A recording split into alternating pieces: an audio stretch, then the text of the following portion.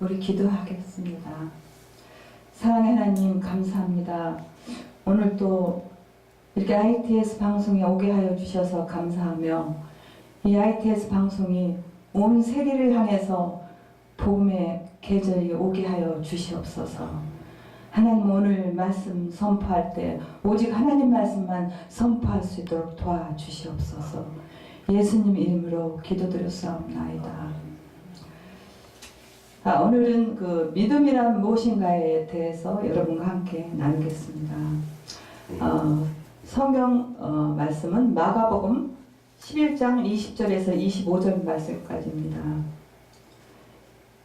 한 목소리로 제가 여러분께 봉독해 드리겠습니다. 저희가 아침에 지나갈 때 무화과 나무가 뿌리로부터 마른 것을 보고 베드로가 생각이 나서 여짜오되 낯비어 보소서 저주하신 무화과 나무가 말랐나이다. 예수께서 대답하여 저희에게 이르시되 하나님을 믿으라. 내가 진실로 너희에게 이르노니 누구든지 이 산더러 들려 바다에 던지우라 하며 그 말하는 것이 이룰 줄 믿고 마음에 의심치 아니하면 그대로 되리라. 그러므로 내가 너희에게 말하노니 무엇이든지 기도하고 구하는 것은 받은 줄로 믿어라. 그리하면 너희에게 그대로 되리라. 서서 기도할 때에 아무에게나 혐의가 있거든 용서하라. 그리하여 하늘에 계신 너희 아버지도 너희 허물을 사하여 주시리라 하셨더라. 여러분 그 믿음에 대해서 생각해 보셨어요? 믿음이란 어떤 것인가요? 우리가 그 음식을 먹을 때 소금이 들어가지 않는 것이 없죠. 근데 우리가 무엇을 하든지 간에 이 얘기를 하든지 뭘 먹든지 어디를 가든지 이 믿음이라는 게 항상 부여해 있지 않나 저는 생각합니다. 여러분 식당에 가서 믿지 않으면 어떻게 식사를 할 수 있나요? 우리가 또 친구랑 같이 얘기를 하면서 그 친구가 정말 이 친구한테 내 속에 있는 말을 털어놓을 수 있는 상대라고 우리가 그 사람을 믿기 때문에 믿음이 있기 때문에 그 사람한테 모든 걸 털어놓고 이야기할 수 있지 않나 이렇게 생각됩니다. 그래서 우리는 믿음에 관하여 어느 정도 알고 있다. 처음에는 저도 믿음이 도대체 어느 정도 이 사람은 어느 정도 믿어야만이 내가 가는 길에 같이 함께 할 수 있을까 이렇게 생각도 해봤습니다. 그래서 성경에서 로마서 12장 3절에 내게 주신 은혜로 말미암아 너희 각 사람에게 말하노니 마땅히 생각할 그 이상의 생각을 품지 말고 오직 하나님께서 각 사람에게 나누어 주신 믿음은 분량대로 지혜롭게 생각하라. 각 사람에게 분량대로 믿음을 나누어 주셨다고 말씀하는 것입니다. 우리가 태어날 때부터 하나님은 믿음을 주셨다는 것입니다. 믿음은 인간 생활의 모든 일에 기름을 치듯 믿음을 보태어 드는 것입니다. 여러분, 우리 이목구비도 하나님이 주셨죠. 태어날 때부터 우리는 또한 믿음을 주셨습니다. 에베소서 2장 8절에 보면 너희는 그 은혜에 의하여 믿음으로 말미암아 구원을 받았으니 이것은 너희에게 난 것이 아니요 하나님의 선물이라고 얘기하셨습니다. 하나님의 선물로 믿음을 주시고 그 믿음을 통해서 하나님의 아들 예수 그리스도를 구주로 모시고 구원을 받을 수 있도록 만들어 주셨다는 것입니다. 최근에 우울증을 앓고 있는 보도를 제가 봤는데요. 정말 전 세계적으로 우울증은 굉장히 심각한 이게 하나의 그 흐름이지 않나 하는 생각도 해보고 지금 우리나라도 1000명 그 중년 여성을 상대로 해서 1000명을 놓고 우울증 검사를 했더니 통계적으로 48%가 거의 한 500명 이상이 우울증을 앓고 있다는 통계를 봤습니다. 얼마나 심각한 일입니까? 이 우울증을 우리가 생각하면 주로 이제 거기에 대비해서 많은 사람들이 많은 병원이나 어느 기관에서 우울증의 치료적 접근을 많이 하고 있습니다. 예술치료, 미술치료, 놀이치료 여러 가지 많은 치료를 하고 있는데 그 중에서 제가 이제 요 근래 다시 봤던 치료 방식이 있구나 하고 느꼈던 게 이게 REBT라는 그 치료인데요. 이게 영어로는 National Emotive Behavior Therapy. 이게 어떤 강문이 영화를, 여러분 영화 알죠? 중년 여성을 영화를 보여주면서 영화를 놓고 치료의 방식입니다. 이게 굉장히 제가 그동안에 많은 치료들을 봤지만 이런 REBT라는 이런 그 치료 방식이 있었구나를 저도 얼마 전에 알았습니다. 그리고 또 주요 개념이 또 우리가 또 학자, 우리가 심리학자나 또 교육학자인 에릭슨을 우리가 빼놓을 수 없죠. 그 에릭슨은 주요 개념이 자아 정체감을 확립하기 위해서는 8가지 8가지 발달 단계 위기가 있다고 얘기했는데 그 중년기의 단계는 성숙성 대 침체기라고. 근데 우리가 보통 침체기에 너무 많이 들어가 있는 그 성인들은 결론적으로 우울증으로 이렇게 전환되는 경우가 많아요. 그래서 이 침체기에 너무 깊게 들어가 있는 여성들이 주로 많은데 이 여성들이 나타나는 게 빈곤감, 대인 간의 그 빈곤감, 또 공허감, 이런 것들이 결론적으로 에릭슨이 이런 걸 나타난다. 그게 부족하면 성숙성이 그 시기에 성숙함이 부족하면 침체기에 들어가는데 그 침체기 때 바로 이런 공허감, 빈곤 상태가 들어간다는 거지. 그게 바로 결론적으로 우울증으로 도달하고 있습니다. 그리고 또 우리가 또 이제 그 성경학적으로 우리가 성경적으로 보는 치료가 있어요. 성경적 독서 치료라는 치료인데 이게 렉시오 디비나라는 치료예요. 렉시오 디비나. 이 렉시오 디비나라는 거 아시죠? 렉시오 디비나라는 오리겐이 처음으로 얘기했던 게 렉시오 비디오라는 거, 니비아라는 것인데 이게 그 당시 오리겐은 교부시대에 태어난 사람이죠. 교부시대에 태어난 사람이 오리겐이 처음으로 얘기했던 렉시오 디비나라는 헬라어로 테이아 아나그노시스라는 것입니다.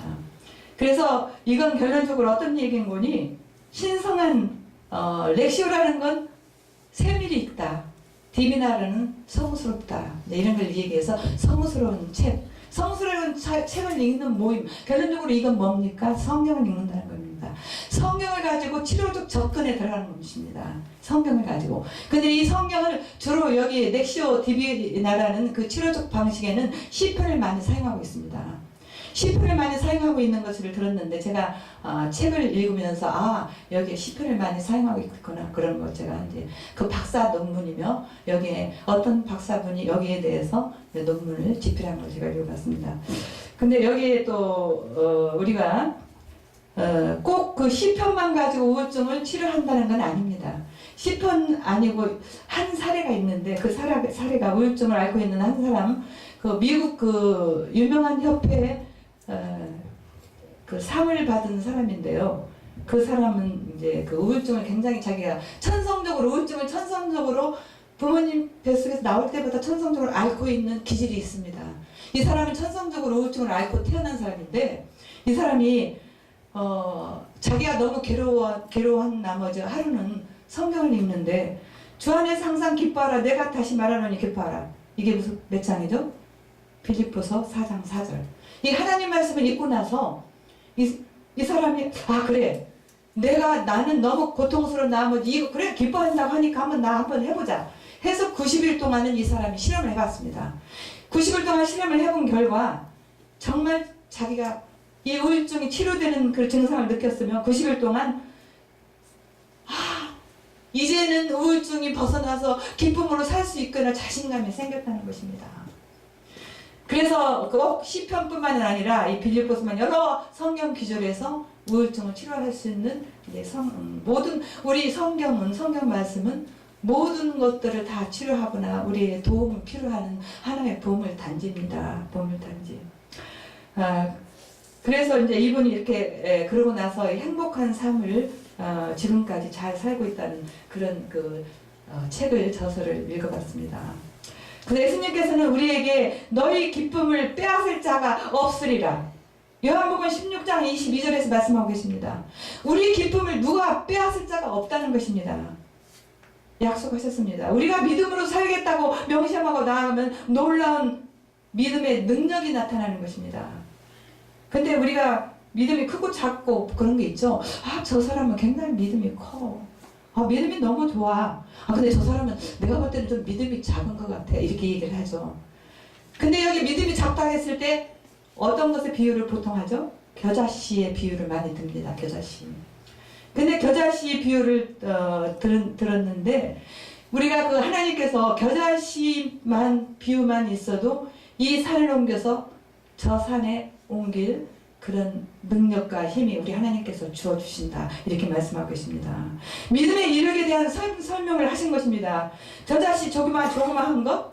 그것이 실제로 하나님 보시기에는 태산을 옮길 만한 힘이 있다는 것입니다. 그러므로 우리의 마음속에 실제로 하나님이 보실 때 진정한 능력을 가지고 있다는 것입니다. 태산 같은 어려운 문제를 움직일 수 있는 믿음을 가지고 있습니다. 우리가 그것을 모르고 있지만은요. 여러분 솔직히 겨자씨 보신 적 있습니까? 저는 아직 못 봤어요. 아직까지. 근데 어떤 목사님께서 겨자씨를 구해다가 교인들을 보여주기 위해서 성경책에다 꽂아가지고 교인 한 분 한 분 다 보게 했는데 권사님 한 분이 겨자씨를 보시더니 이거 안 보이는데 그 입김 그 소리에 겨자씨가 날아가 버렸어요. 그만큼 겨자씨는 작다는 것입니다. 이 소리에서도 움직일 수 있는 작은 겨자씨라는 것입니다. 그러면 어떻게 우리가 그런 권사님이 그런 겨자씨를 보고도 움직이는 바람에 흩날리는 그 작은 겨자씨 이런 믿음 이 겨자씨만한 믿음이 있어도 산들을 향하여 바다에 던지라고 할 능력이 있는 것입니다. 성도들이 그것만 개발한다면 우리가 한번 생각해 보세요. 우리가 이것만 개발한다면 인생의 어려운 문제를 당해서 절망할 필요가 없다는 것입니다. 그러면 어떻게 해야만 믿음을 개발될 수 있습니까? 믿음은 말씀을 듣고 성령 충만함으로 강해지는 것입니다. 로마서 10장 17절에 그러므로 믿음은 들음에서 나며 들음은 그리스도의 말씀으로 말미암니라. 예수님의 말씀을 믿는 것이지 우리가 다른 것을 믿는 게 아닙니다. 우리가 예수님의 말씀을 믿는 것입니다. 그러므로 예수님의 말씀을 자세히 듣고 마음속에 간직하고 있으면 말씀이 이 믿음의 동기가 되는 것입니다. 믿음의 동기가. 우리가 성령으로 믿음을 따라 의의 소망을 기다리노니 갈라디아서 5장 5절 말씀입니다. 성령이 들어오면 믿음의 활기를 넣어주시는 것입니다.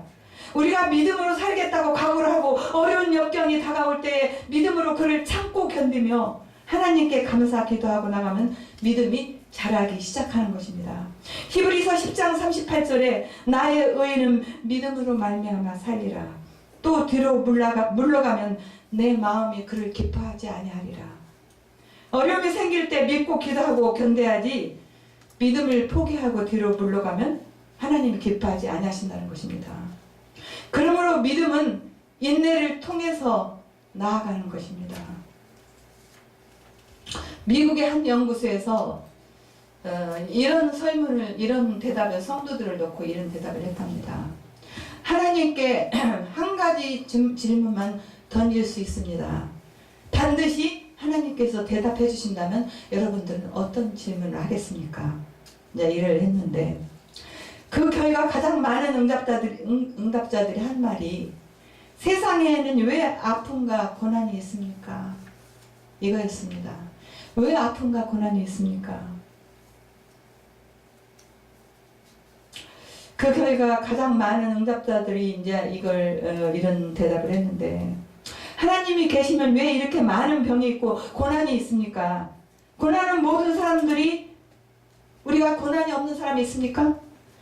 고난은 모든 사람이 겪는 것입니다. 그러나 우리가 무지개를 보려면요 무엇이 꼭 지나가야 되죠? 소나기가 쏟아져 내려야만이 우리가 무지개를 볼 수 있습니다. 맨 하늘에 무지개를 볼 수 있나요? 볼 수 없잖아요. 우리 인생에 꽃피고 열매 맺는 아름다움이 오기 전에 반드시 비바람을 통해야 되는 것입니다. 비바람 통하고 난 다음에 아름다운 삶이 나타나는 것입니다.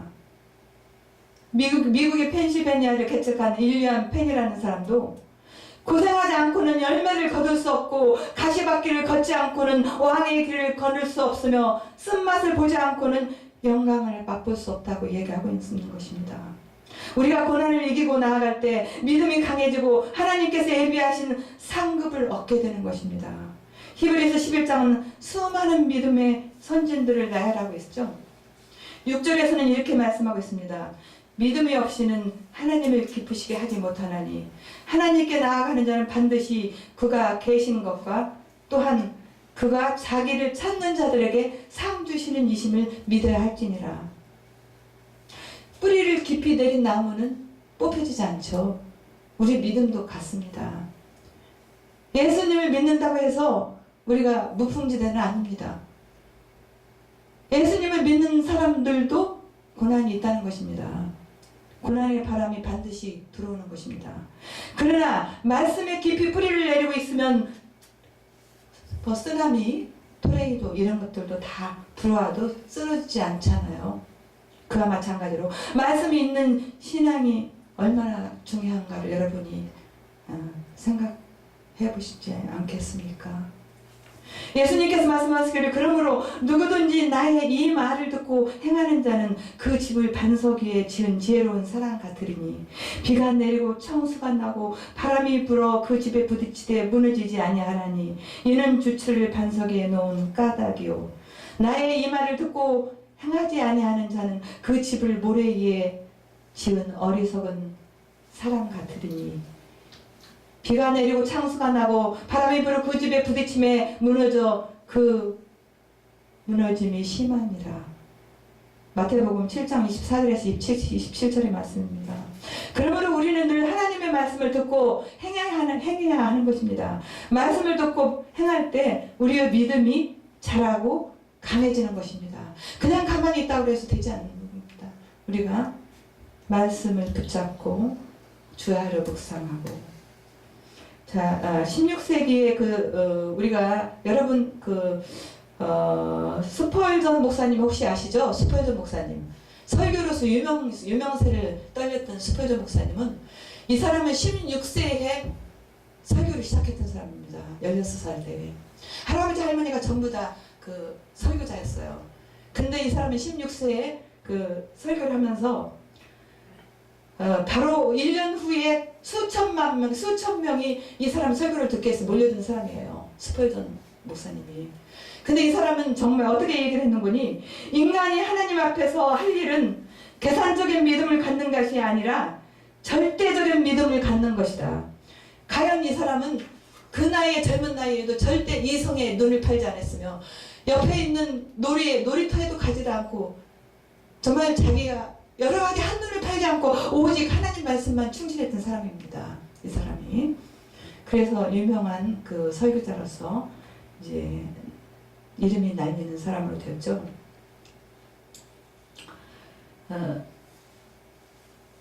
되면 안 되면 우리가 보면 이 얘기할 때 되든 안 되든 하나님께 맡기고 나가면 우리가 의심이 무슨 말을 할 때 무슨 이야기를 들을 때 의심이 나죠. 그럴 때는 무조건 되든 안 되든 하나님께 맡기고 나아가면 믿음이 역사하기 시작한다는 것입니다. 한번 해보자. 아주 믿을 때는 결단을 내리고 나가야 되는 것입니다. 그러면 믿음이 역사하기 시작한다는 것입니다.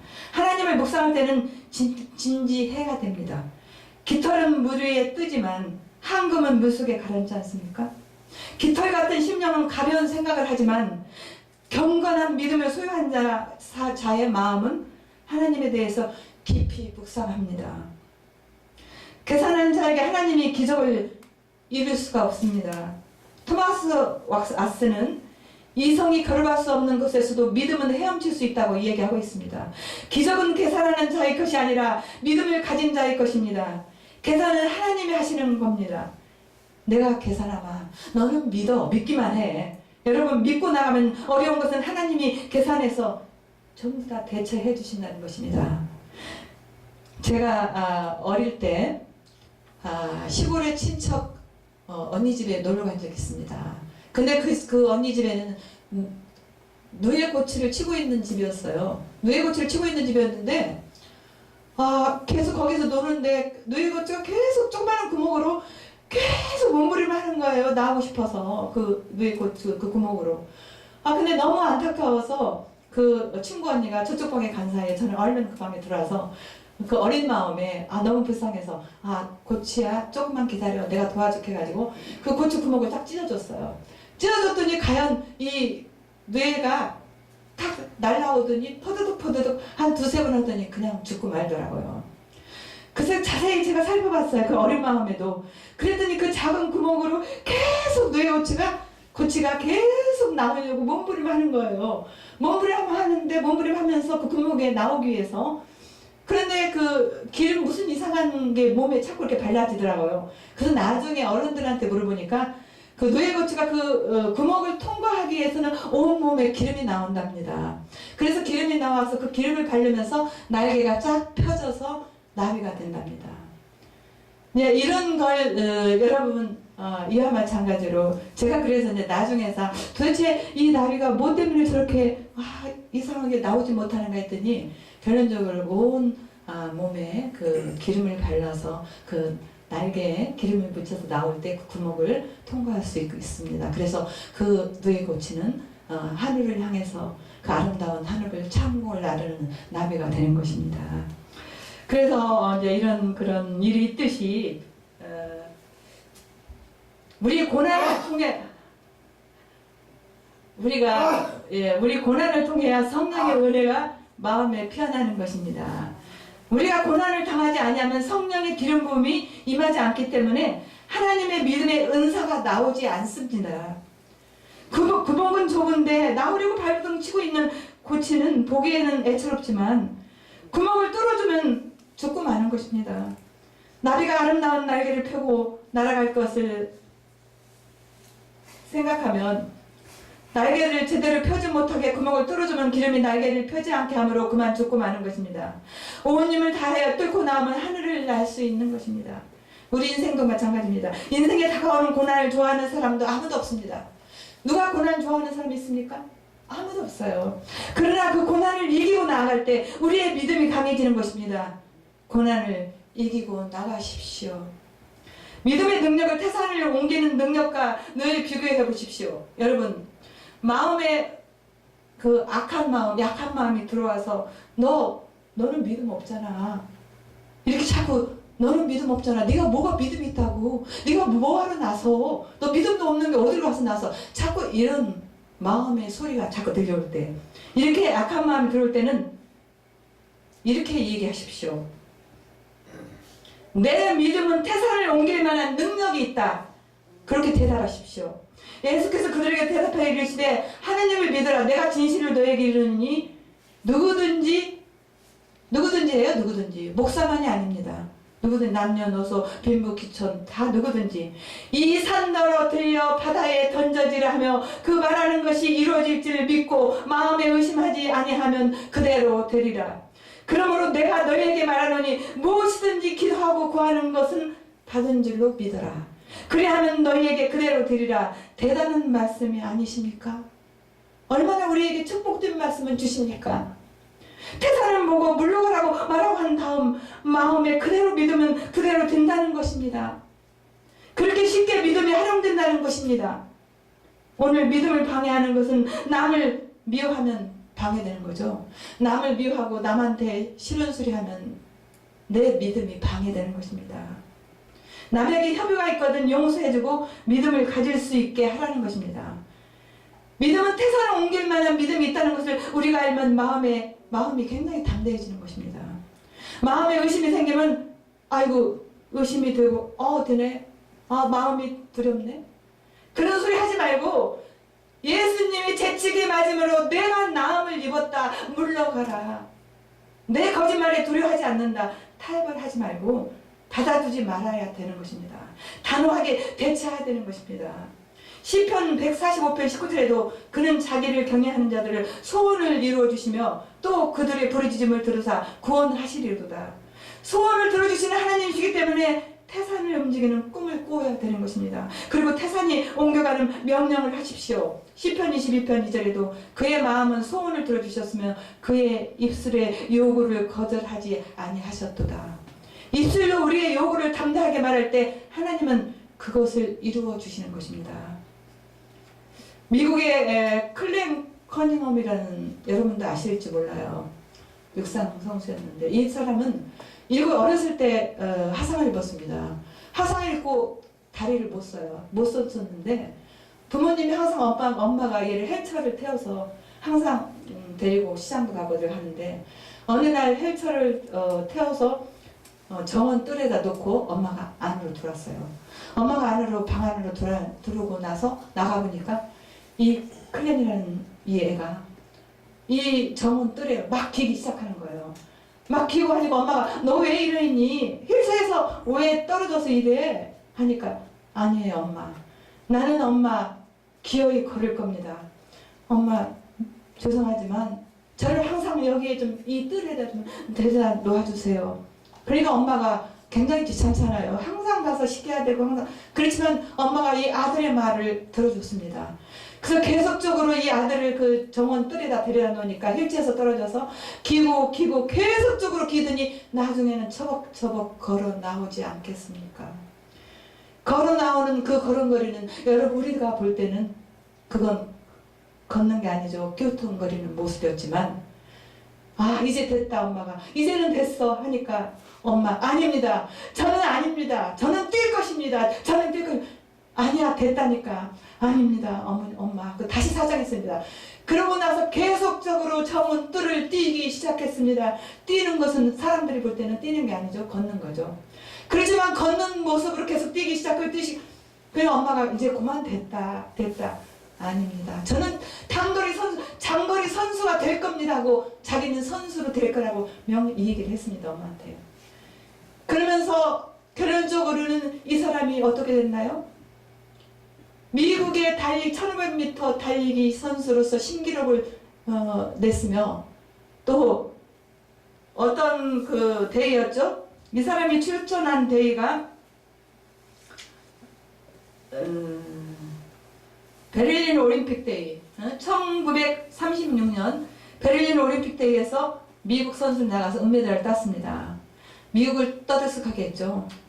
잘나버려야 할 두 다리를 가지고 꿈꾸고 믿고 말한 결과 하나님의 기적이 일어나는 것입니다. 그래서 할 수 있다는 꿈과 믿음이 기적을 만들어냈던 것입니다. 여러분 꿈을 꾸십시오. 축복을 받아 남에게 나누어줄지라도 부고하는 사람이 되지 마십시오. 믿음으로 새로운 사람으로 만들어 가십시오. 패배하고 낙심하고 살아서는 절대 안 됩니다. 꿈을 가지고 믿음을 가지고 입술로 고백하면 상상할 수 없는 역사가 여러분에게 일어나는 것입니다.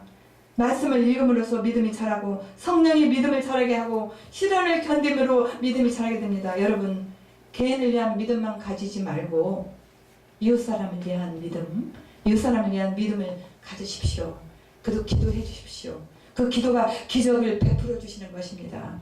마가복음 4장 35절 41절도 보면 여러분 그 예수님이 예수 제자들이 예수님을 모시고 배에 탔을 때 배가 강풍으로 인해서 배가 무너지려고 할 때 물이 다 들어왔을 때 그 제자들이 선생님이여 죽겠나이다. 왜 주무시나이까? 그러니까 이 예수님이 그 바다한테 명령을 했죠. 잠잠하라.